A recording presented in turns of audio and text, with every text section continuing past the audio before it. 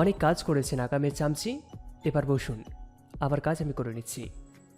পিহা ছোটাতে উল্টাতে বসলো, পা নাড়াতে নাড়াতে বলল, কিভাবে বুঝলে পোষাপা আমাকে এসব করতে বলেছে? ওর কাজ তুই নিশ্চিন্ত সেদে সেদে করবি না। পিহা দাঁত বের করে হাসলো, বলল, তোমার কাছে তো এখন বউ নেই হেমু ভাই, তাই খাতির লাগতে আসলাম। ও বা, তাই নাকি? হ্যাঁ। তাহলে আমার বউয়ের দায়িত্ব তোকে পালন করার জন্য কত টাকা দিতে হবে? কি যে বলো, বউ কি টাকা নেয় নাকি? বউ তো নেয় না, কিন্তু তুই তো আর বউ না আমার। নাটক করে লাভ নেই আর, রাতে পাবি, এখন ভাগ। পিহা এবারে চট করে উঠে দাঁড়ালো, হাসি হাসি মুখটা এখন আর নেই। মাথাটা নিচু করে দাঁড়িয়ে থাকতে দেখেই হেমন্ত প্রশ্ন করলো। কি হলো?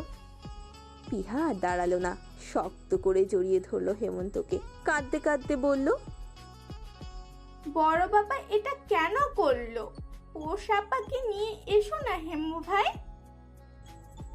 হেমন্ত পিহার মাথায় হাত রাখলো। কিছু বলার আগেই জ্যৈষ্ঠ আর চৈত্র এসে হাজির। দুটো হেমন্তের দুই কাঁধ জড়িয়ে ধরে কিছু বলার আগেই ইনিমিনি দৌড়ে এলো। দুটো একসাথে হেমন্তের দুই পা জড়িয়ে ধরলো, কিছুটা বাদরের মতো ছুলে পড়লো। এই 5 বছরের বাদরামি বন্ধ আজ অনেক ঘন্টা ধরে। এদের সর্দার ছাড়া এরা একা নিঃস্ব, শয়তানের দল শয়তানি করতে পারছে না। যেই হেমন্ত এদের ধমকে ধামকে রাখতো, সর্দারের অভাবে আজ তারা সেই হেমন্তের কাছেই এসেছে। সবগুলোকে নিজের থেকে ছাড়িয়ে বিছানায় বসালো। এদের মন ভালো করা খুব একটা কঠিন কাজ নয়, তবে আজ কঠিনই মনে হলো হেমন্তের।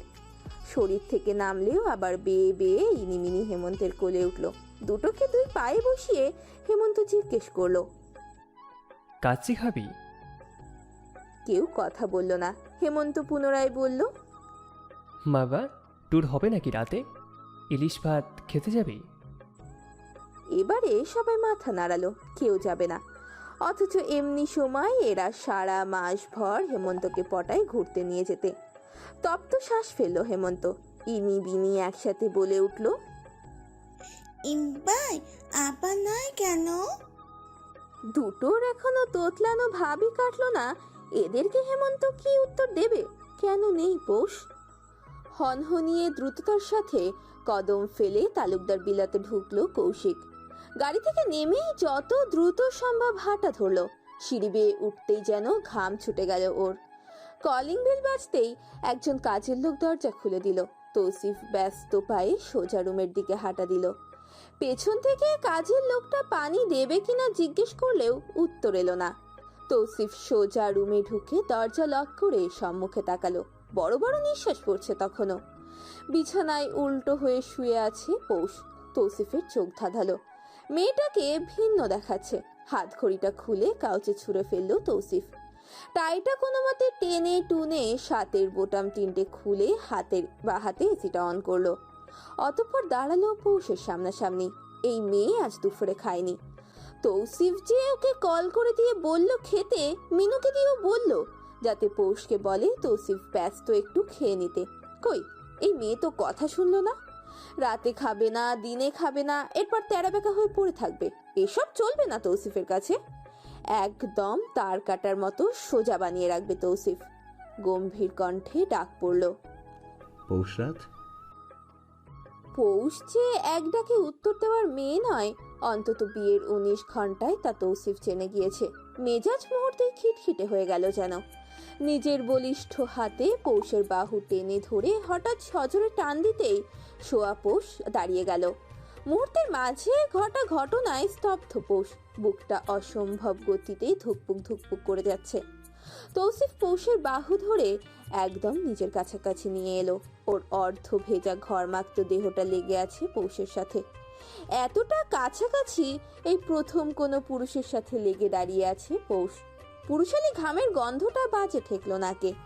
সরার জন্য মোচড়াতে নিলেই তৌসিফ আরো চেপে ধরলো। পৌষ ক্রমে ক্রমে শক্তি হারাচ্ছে। এতটা কাছে তৌসিফ আসাতে যেন হুঁশ হারাবে মেয়েটা। তবুও নিজের তেজস্ক্রিয় রূপ বজায় রাখতে রাগী গলায় বলল, ছাড়ুন আমাকে, অসভ্য লোক, নোংরা মানুষ। কেন ধরেছেন আমাকে? ছাড়ুন বলছি। আপনার নোংরা হাতে স্পর্শ করবেন না আমাকে। দুই হাত মেলে এবার একদম পোষকে নিজের সাথে জড়িয়ে ধরল তৌসিফ। অতি সত্বর দুটি দেহ যেন একের ভাঁজে এক সজ্জিত হলো। লম্বা চওড়া বলিষ্ঠ দেহের মাঝে লুকিয়ে গেল পৌষরাত। এইবার পৌষ নড়তে পারল না, নড়ার সুযোগটাই মিলল না। শুধু মুখে মৃদু গোঙানি শোনা গেল, যা মিলিয়ে গেল এই উষ্ণ আলিঙ্গনে। মিনিট দুই যেতেই তৌসিফের বাঁধন ঢিলে হলো, তবে পুরোপুরি ছাড়ল না সে। পৌষের কানের কাছে ঠোঁট নিয়ে ফিসফিস করে বলল, অসভ্য হই, নোংরা হই, তোমারই পৌষরাত। মানিয়ে নাও, না হয় আমি নিজেকে তোমার অভ্যাসে পরিণত করে নেব। এক বিরল অভ্যাস। আপনি কোনোদিন আমার অভ্যাস হবেন না। আপনি হবেন বদ অভ্যাস। তৌসিফ মৃদু হাসল, গা জ্বলল তাতে পৌষের।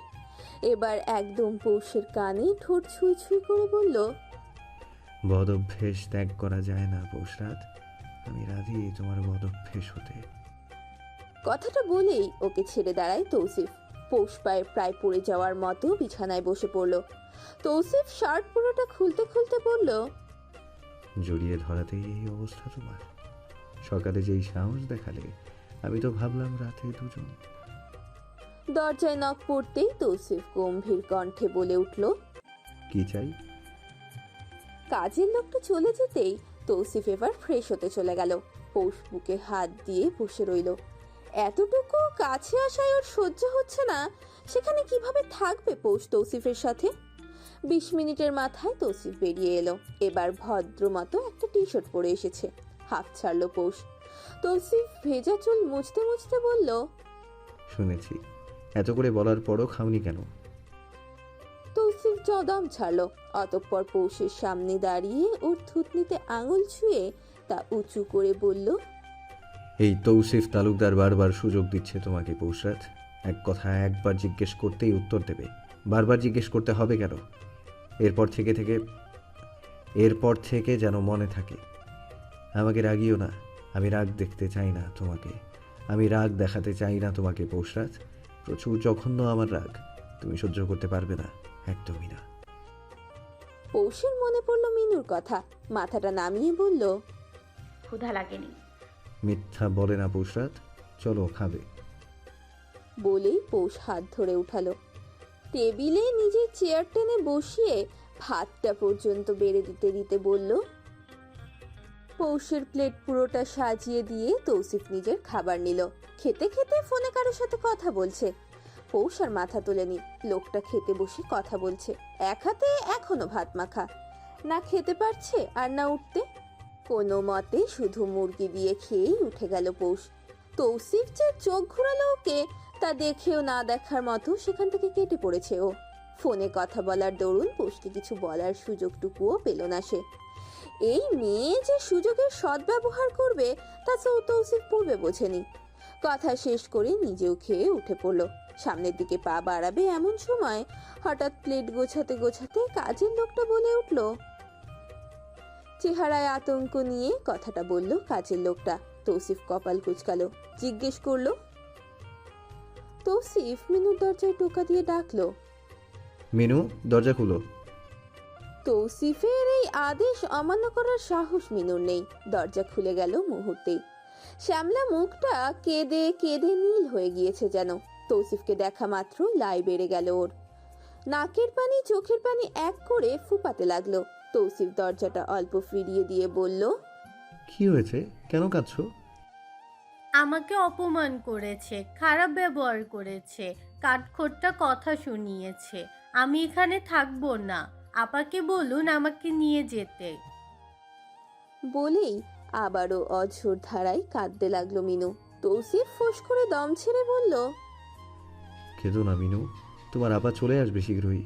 আর পৌষরাত ভালো মেয়ে, তোমাকে আদর করবে। হয়তো এখন কিছুটা ডিস্টার্ব, তাই রেগে কথা বলেছে। আমাকে আপনার রুম থেকে তাড়িয়ে দিয়েছে। আচ্ছা, দুপুরে খাওনি তাই না? খেয়ে নাও, যাও, ঠিক হয়ে যাবে সব। আর কথা বাড়ালো না তৌসিফ। যেই না রুম থেকে ভেরানো দরজা খুলে বের হবে, অমনি দেখলো পৌষর দিকে তাকিয়ে আছে। মুহূর্তেই কিঞ্চিত ভরকালো তৌসিফ। পৌষ কখন থেকে এখানে দাঁড়ানো তা বুঝলো না, তবে এটা ঠিকই বুঝলো যে মিনুর রুম থেকে ওর বের হওয়াটা মোটেও সহজ বা সাধারণ চোখে দেখেনি পৌষ। তৌসিফ কিছু বলার চেষ্টা করবে তার আগেই গট গট পায়ে রুমে চলল পৌষ। তৌসিফও রুমে ঢুকলো। পৌষের পেছনে গিয়ে দাঁড়ানো মাত্রই ঝাঝানো গলায় পৌষ বলে উঠল, দূরে থেকে কথা বলুন। তৌসিফ চোখ বুজে শ্বাস নিল, অতি থমথমে গলায় বলল, দেখো পৌষরাত, আগে যা করেছো ভুলে যাও। অনেক কিছু বলেছো, আমি বারবার বলেছি আমাকে রাগিও না। থাকবো না এখানে আমি। গলা নামিয়ে কথা বলো পৌষরাত। কেন গলা নামিয়ে কথা বলবো? আপনি জেনে শুনে কেন আমাকে বিয়ে করলেন? একজনকে ভালোবাসি জেনেও কেন আমাকে বিয়ে করলেন? কাজের মেয়ের ঘরের দরজা দিয়ে ফিসফিসানি করবেন, আবার রুমে ঢুকে আমাকে বলবেন গলা উঁচু করে কথা না বলতে? জঘন্য পুরুষ!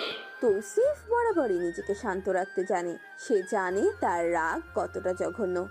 পৌষের বাহু চেপে ধরে ওকে একদম নিজের কাছে টেনে আনলো তৌসিফ। এক হাতে ঘাটটা আলতো চেপে ধরে বলল, ওই ছেলেকে ভুলে যাও। লজ্জা লাগে না এটা বলতে? লজ্জা তোমার হওয়া উচিত। নিজের স্বামীর সামনে দাঁড়িয়ে প্রেমিকের কথা বলছো। কি চান আপনি? তোমাকে। পৌষ তৌসিফের হাত থেকে নিজেকে ছাড়িয়ে নিল, গায়ে থাকা ওড়নাটা টেনে সরিয়ে দিয়ে বলল, নিন। তৌসিফ বুঝলো পৌষ কথার ডাবল মিনিং বের করেছে। কিছু বলার আগেই পৌষ বলল, যেখানে নিজের পরিবারই আমার মতামতের অপেক্ষা করলো না, সেখানে আপনার মতো পুরুষের থেকে আমার কোনো এক্সপেকটেশনই নেই। যা খুশি করুন। এনিথিং? করার মতো আছে এটা, আর তো কিছু নেই। এটার জন্যই তো বিয়ে করেছেন। কাছাকাছি আসা ছাড়া বিয়ের আর কোনো কারণ হয় না? আপনার জন্য অন্তত না। তুমি নিজেই একদিন ধরা দেবে পৌষরাত। আপনার স্বপ্নে নোংরা লোক। তৌসিফ ধীর পায়ে এগিয়ে এলো, হাত পা খিচে শক্ত হয়ে দাঁড়িয়ে রইল পৌষ। দুই দাঁতের পাটি একটার সাথে আর একটা পিষে ধরেছে ও। তৌসিফ এবার একদম কাছে দাঁড়ালো, হাত রাখলো পৌষের দুই গালে। অতি দক্ষ ভঙ্গিতে সে হাত বুলালো পৌষের সারা মুখময়। চোখ থেকে নিয়ে থুতনি পর্যন্ত বিস্তর হাতের ছোঁয়া দিল। পুরুষের খসখসে হাতের এহেনরূপ স্পর্শ যে হয় তা জানা ছিল না পৌষের। তৌসিফের এই দক্ষ হাতের আদুরে স্পর্শগুলো ক্রমে ক্রমে গ্রাস করে যাচ্ছে পৌষকে। অথচ পৌষকে কাতর করার স্পর্শ তো সে দেয়নি, শুধুমাত্র মুখময় হাতের স্পর্শ, তাতেই মেয়েটা নেতিয়ে যাচ্ছে। পৌষের দাঁতের পাটি দুটো আলগা হয়ে গেল, শক্ত করে দাঁড়িয়ে থাকা শরীরটা মুহূর্তেই নেতিয়ে এলো, মুঠো করা হাতটা ছুটে গেল। তৌসিফ সর্বশেষ শুধু পৌষের দিকে মুখটা এগিয়ে নিয়ে আসছে। বদ্ধ চোখদয় সবেই খুলেছিল পৌষ, তার দেহটা টলছে। তখনই দেখা মিলল তৌসিফ এগিয়ে আসছে। পৌষ খিচে চোখ বুজে নিল। উষ্ণ আর্দ্র ওষ্ঠদরের এক ছোট্ট স্পর্শ পেল থুতনিতে। ক্ষুদ্র থেকেও ক্ষুদ্র ছিল এই স্পর্শ। তবে পাগল হয়ে গেল পৌষ। সে পাগল হলো নাকি তাকে পাগল বানানো হলো? তৌসিফের মতো পুরুষ খুব ভালো করেই জানে কিভাবে নারীকে ঘায়েল করা যায়। ওষ্ঠ চুম্বনের থেকেও অতি আবেশপূর্ণ ছিল এই থুতনির চুম্বন। তৌসিফ সরে যেতে নিলেই অনুভূতির জোয়ারে ভাসা পৌষ তার মাথার পেছনের চুল আঁকড়ে ধরল।